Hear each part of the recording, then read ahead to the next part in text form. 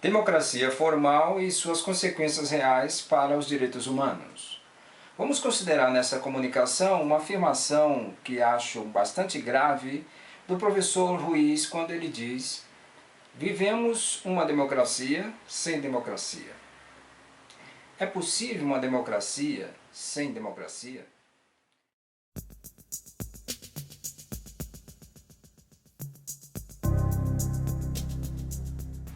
O que significa viver um regime democrático sem o exercício real da democracia? Quais são os reflexos ou as consequências dessa falta de democracia no regime democrático para os direitos humanos? Primeiro vamos definir o que é democracia, a partir de Esther dos Reis, quando ela diz que democracia pode ser entendida a partir de dois princípios: liberdade e igualdade. Inclusive, na medida em que a liberdade dos cidadãos, a igualdade entre os cidadãos estão ameaçados, logo a possibilidade da opressão e do regime totalitário é só uma questão de formalização. Porque dentro dessa democracia formal, mas que nega a eficácia dos seus princípios democráticos, ou seja, igualdade e liberdade, na verdade vai apenas proporcionar o que ele chama, o Ruiz chama de exceção jurídica. O que é exceção jurídica? Exceção jurídica é a legitimação ou normalização ou tornar comum a desigualdade num regime democrático. Ou seja, os mendigos fazem parte do cenário arquitetônico urbanístico das metrópoles e esse contraste de miséria e avanço e estética moderna e estética urbanística não é considerado algo incomum.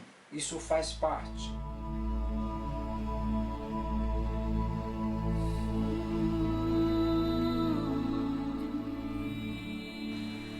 As milhares de pessoas morrendo nos labirintos do sistema público de saúde é um dado estatístico, jornalístico, mas que não consegue trazer nenhum espanto, nenhuma admiração, nenhuma sensação de anormalidade. Logo, como se fosse uma exceção jurídica, as desigualdades e a opressão, elas convivem naturalmente na sociedade democrática como algo aceito, de certa forma, normal, comum. Não se causa mais espanto.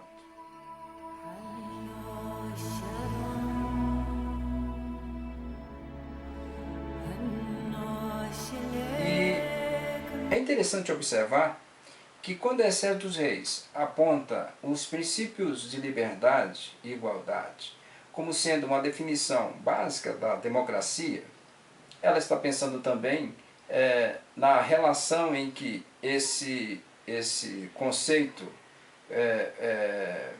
ou seja, ela está pensando na sociedade grega, né, que é onde o construto dessa noção se dá primeiramente, onde o cidadão na polis tinha o direito, tinha a possibilidade, tinha a capacidade de tomar decisões na gestão da polis. Mas mesmo lá nas polis gregas, havia uma certa limitação. É interessante observar que na evolução histórica da noção de democracia, agora já com os pensadores iluministas, nós vamos ter a consagração, ou seja, a consolidação dessa noção de democracia a partir dos princípios liberdade, igualdade e fraternidade.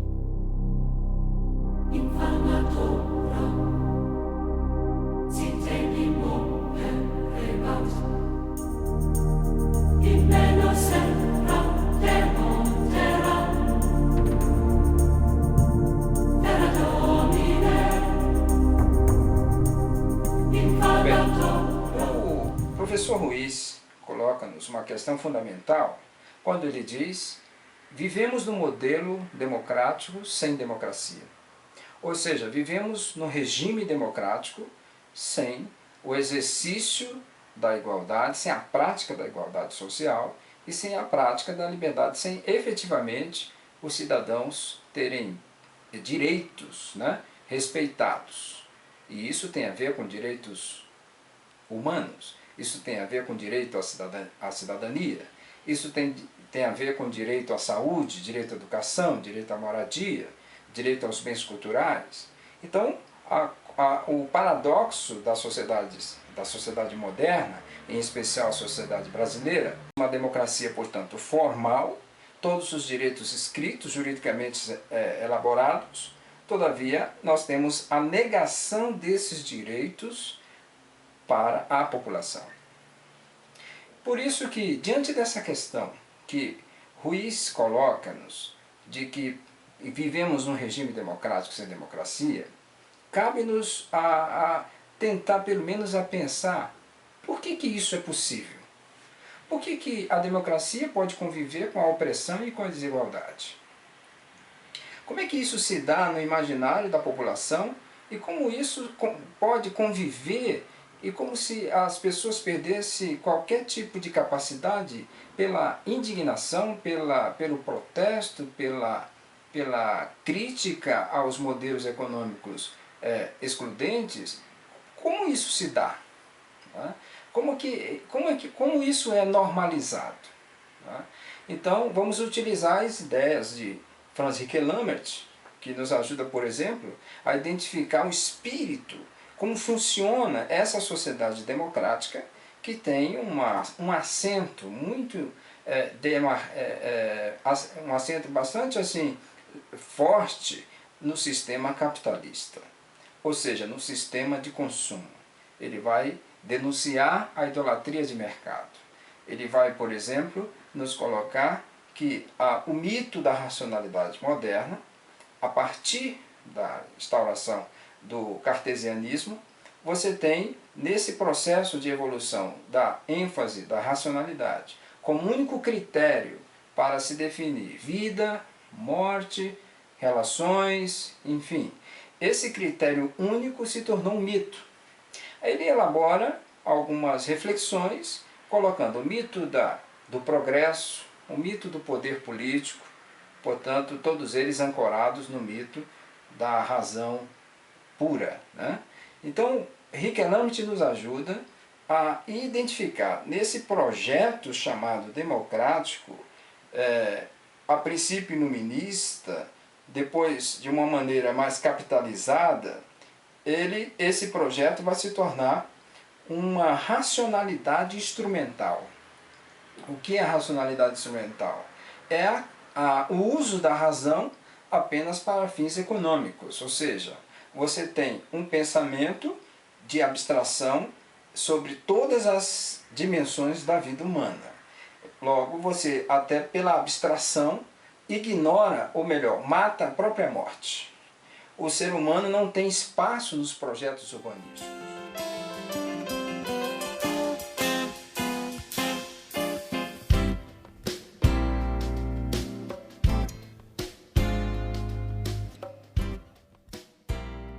O ser humano não tem espaço nas políticas econômicas. O ser humano não é considerado, a condição humana não é levada em conta diante do projeto da expansão do capitalismo. Então você tem uma prática consumista que nega as necessidades reais dos cidadãos. Logo, o pensamento econômico, ou seja, a razão mítica, ou seja, a razão instrumental, ela está mais para a produção do capital, a multiplicação de riquezas e o avanço tecnológico em detrimento aos direitos humanos. A partir disso daí, se explica o porquê se matou a ternura da obstinação, a ternura da indignação, a possibilidade do admirar-se, do achar que é anormal filas imensas de pessoas nos labirintos do Sistema Único de Saúde. Pessoas morrendo, inclusive perambulando pelas praças, pelas ruas de nossas metrópoles, inclusive fazendo parte do cenário chique ou esteticamente sofisticado das nossas grandes metrópoles. Também na direção dos déficits sociais em relação à educação. Vivemos num país que ainda milhões de brasileiros são analfabetos. Logo, esse projeto da modernidade, essa noção de democracia, um país cuja Carta Magna é a carta, talvez, mais perfeita do mundo, do ponto de vista formal, do ponto de vista do texto, do ponto de vista do jurídico. Então você tem uma situação chamada por Ruiz como uma exceção jurídica. O que vem a ser exceção jurídica? Quer dizer, você tem desigualdades, você tem opressão social, mas isso é levado, é considerado uma coisa normal, uma coisa comum. Não se acha que é uma coisa do outro mundo você ter ao lado de prédios sofisticados um conjunto de favelas. Isso faz parte do cenário, isso faz parte da estética, isso faz parte da vida. Essa concepção, essa epistemologia que torna comum essa realidade de desigualdade, ela é ancorada no que Henrique Lambert chama, portanto, de razão mítica, razão instrumental.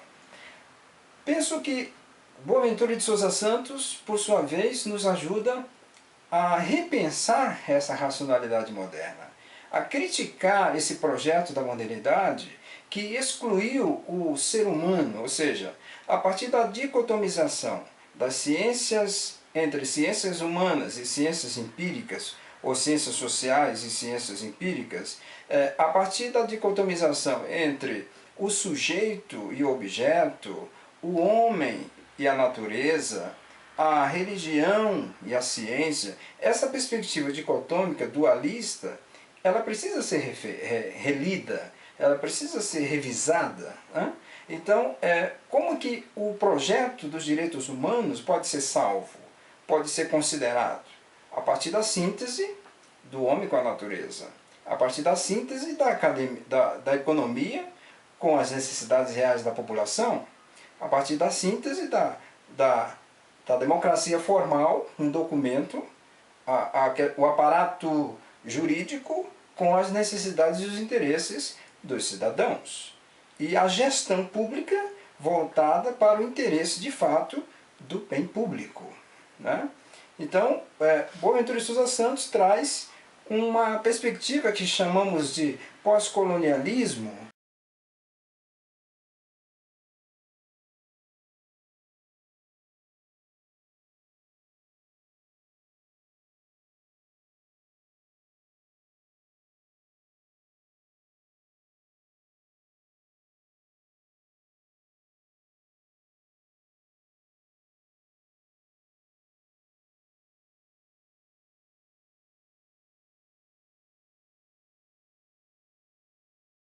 que é uma crítica ao sistema colonial, que para ele o colonialismo que vivemos hoje é um colonialismo social ainda. Se tínhamos antigamente o colonialismo político, hoje nós temos, pelo viés do capitalismo selvagem, nós temos uma espécie de colonialismo social. Então, para Henrique Lambert, é importante quebrar essa dicotomia, ou seja, ele chama de dupla ruptura. Você precisa pegar, de um lado, o senso comum, de outro lado, a ciência, e fazer uma fusão, fazer uma integração entre o projeto da modernidade e com os demais projetos alternativos, subalternizados, ao longo do processo histórico. Então é uma empreitada difícil para ser feita, mas isso pode ser traduzido em projetos políticos, projetos econômicos, que considere a população em todas as suas formas, tanto de necessidades, quanto de linguagens e de possibilidades de construção de uma nova sociedade democrática. Porque como o cidadão vai conseguir gerir a polis? Como o cidadão brasileiro vai conseguir desenvolver a sua capacidade de auto-organização, de autonomia, de sujeito do seu conhecimento? Aliás, a proposta de Descartes, eu penso logo existo, que pressupõe a autonomia do sujeito na produção do seu conhecimento, autonomia do sujeito no sentido de reconhecer-se como sujeito de direitos, né? Quer dizer, como isso pode acontecer? Como isso pode se dar? Bem, como podemos modificar, portanto, esse modelo democrático sem democracia? Uma possível resposta pode ser o investimento na educação. Mas educação é um termo muito amplo e é uma proposta muito ampla, é uma resposta muito ampla. Porque se fala bastante em educação, nós temos bastante projetos de educação, nós temos documentos belíssimos formalizados para uma educação de qualidade, uma educação que propõe a cidadania, a consciência da liberdade, da democracia. Mas o que acontece com essa educação? Que efetivamente ela não produz cidadãos capazes de reconhecer-se como sujeitos de direitos. É o problema da democracia formal. Então existe uma cultura onde você formaliza bem o documento, mas se esquece esse documento. Não se carrega esse documento para a estrada. Não se aplica esse documento nos projetos efetivamente urbanísticos. Não se leva em conta esse documento no projeto da construção de uma nova democracia. Ele existe como uma coisa obrigatória que tem que haver lá, mas efetivamente ele não diz respeito às conversas nos bares, às conversas no café da manhã, a um estilo de vida no trabalho, ao conteúdo programático da disciplina nas universidades ou em todo o sistema de ensino brasileiro. Então o que nós podemos fazer para mudar essa realidade da democracia formal e efetivamente construirmos uma noção concreta de direitos humanos, puxando os pilares da economia, da ética, da política e da educação e construirmos de fato uma sociedade igual, uma sociedade livre, uma sociedade fraterna. Você acha que existe democracia no Brasil? Bom, a democracia, às vezes, quando ela existe, ela é algo que muitas vezes está disfarçada. O pano de fundo dela é um exponencialismo e muitas vezes ela não é manifesta da forma que deveria. Por que não é manifesta? As pessoas muitas vezes mantêm as rédeas da situação e tentam ludibriar a população, a sociedade com uma democracia barata, onde na verdade ela não é aplicada da forma que deveria. Acha que existe democracia no Brasil? Olha, a gente não pode fazer Aliás, não podemos formar um conceito de democracia no Brasil, porque há alguns pontos que a gente não entende. Porque a gente vê aí uma hora um governo de fachada, tem hora que se vê governos violentos, tem hora que se vê governo que não abre, que possamos dizer assim, as portas dos tesouros, do tesouro, para poder socorrer a nação, as pessoas que realmente mais necessitam. Ora abre, então com isso deixa muito confuso, mas eu creio que em breve essa democracia no Brasil irá se instalar definitivamente. Você acha que existe democracia no Brasil? Teoricamente existe democracia no Brasil, teoricamente, mas infelizmente na prática é outra realidade. Um exemplo disso é a qualidade da nossa educação, por exemplo. Eu acho que não há democracia em termos de prática sem a educação adequada. A qualidade da nossa educação não é uma qualidade boa e eficaz. Então, democracia está relacionada a conhecer e exercer também seus direitos e deveres.